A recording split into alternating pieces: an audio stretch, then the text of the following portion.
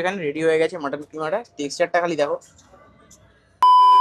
Basically তো এটা multi cuisine restaurant, but আমাদের ফেমাস সব থেকে বিরিয়ানি অ্যান্ড কাবাব। মানে তো তোমার 150 টাকা থেকে বিরিয়ানি শুরু হয়ে যাচ্ছে।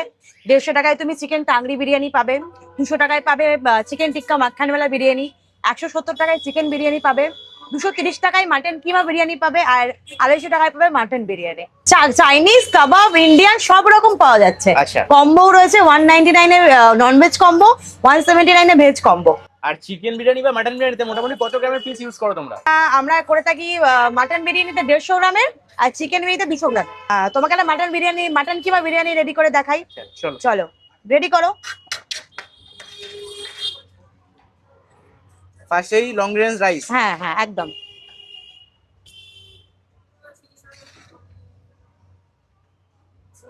বাহ, বেশ ফ্লাফি রাইস দেখতেই একদম। পাচ্ছ একদম।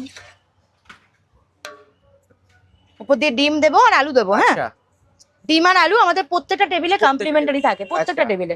আচ্ছা, কিমাটা কি আমি ওপর দিয়ে সার্ভ করে দেবো নাকি প্লেটে আলাদা করে সার্ভ করবো? ওপর দিয়ে দেবো।